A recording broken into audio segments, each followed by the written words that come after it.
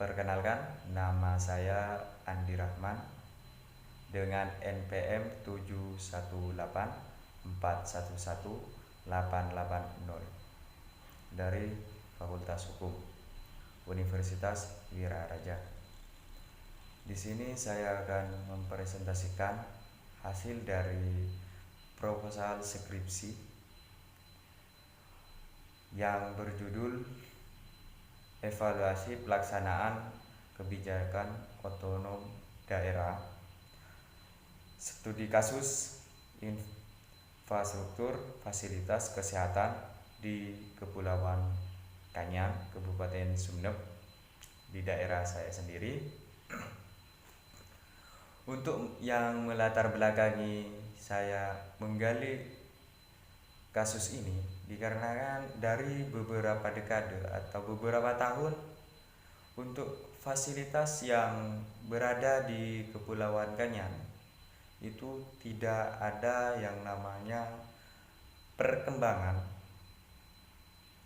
atau perubahan, sehingga orang yang berada di Kepulauan Kanyang untuk berobat saja, yang biasanya berobat secara standar biasanya di rumah sakit kepulauan lainnya sudah bisa menanganinya, sehingga di kepulauan saya sendiri atau di Kepulauan Kanyang itu tidak bisa menangani karena fasilitas yang tidak memadai, sehingga saya mengangkat kasus ini dan semoga bisa menjadi penyokong bagi Kepulauan Kanyang sehingga bisa terbukanya pembangunan dan bantuan dari kabupaten, sehingga rumah sakit Kanyang bisa terfasilitasi dengan semestinya. Nah, untuk rumusan masalahnya sendiri ada 3. Yang pertama, bagaimana kondisi infrastruktur fasilitas kesehatan di Pulau Kanyang.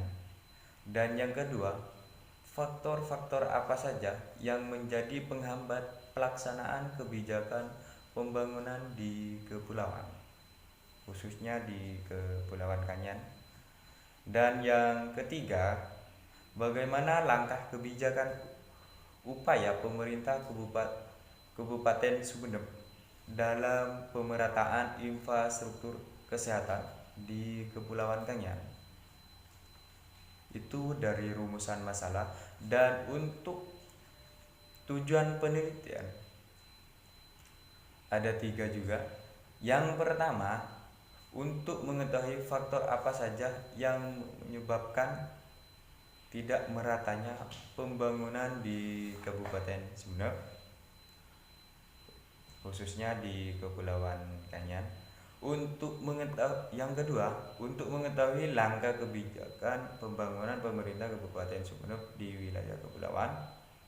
Dan yang terakhir, yaitu ketiga, untuk mengetahui bagaimana Pemkab Sumeneb dalam mengoptimalkan pendapatan asli daerah, khususnya yang bersumber dari kepulauan. Selanjutnya yaitu adalah manfaat penelitian. Manfaat penelitian di sini itu proposal yang saya susun semoga menjadi sumbangsih pemikiran serta manfaat tentang mengoptimalisasian otonomi daerah, sehingga dapat memberikan masukan positif kepada pemerintah daerah, khususnya Kabupaten Sumeneb, dalam mengoptimalkan fungsi serta tujuan otonom daerah.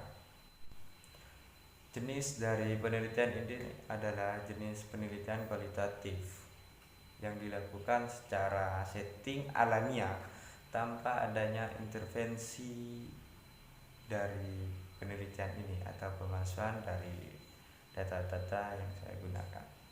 Nah, untuk fokus dari penelitian ini ada 3, yaitu yang pertama, pemerataan pembangunan infrastruktur fasilitas kesehatan di Kepulauan Kanyang, kebijakan pembangunan di Kabupaten Sumeneb, dan yang ketiga, optimalisasi pendapatan asli daerah yang bersumber dari kepulauan. Lokasi yang saya gunakan itu adalah di Kepulauan Kanyang. Dan sumber data. Nah, sumber data itu adalah suatu informasi yang akan memberikan informasi dan data yang dibutuhkan. Nah, jenis data yang digunakan penelitian ini terdiri atas dua jenis, yaitu jenis penelitian data primer dan yang kedua jenis penelitian sekunder. Nah, teknik pengumpulan data. Teknik pengumpulan data yang saya gunakan ini adalah yang pertama wawancara. Nah, mewawancarai secara langsung kepada tokoh-tokoh masyarakat, kepada jajaran-jajaran atau petugas para pemerintah, dan mengajukan pertanyaan dan terwawancari atau interview yang memberikan jawaban ya atas pertanyaan yang diajukan itu.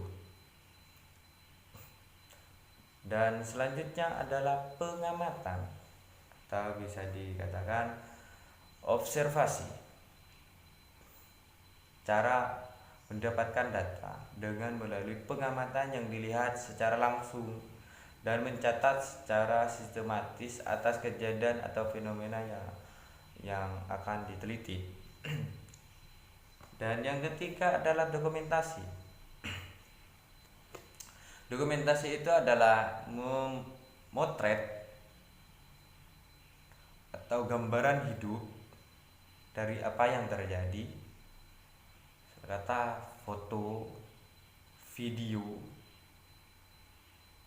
dan sebagainya.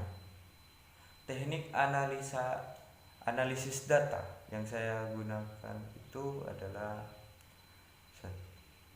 suatu kegiatan untuk mencari dan menyusun secara sistematis temuan data yang didapatkan melalui wawancara, catatan lapangan, data lainnya yang disajikan kepada orang lain agar dapat dipahami. Nah, yang pertama pengumpulan data. Pengumpulan data ini secara reduksi penyajian data sehingga dapat diperoleh kesimpulan dan dapat dipertanggungjawabkan apapun skema dari penyajian ini. Reduksi data, penyajian data,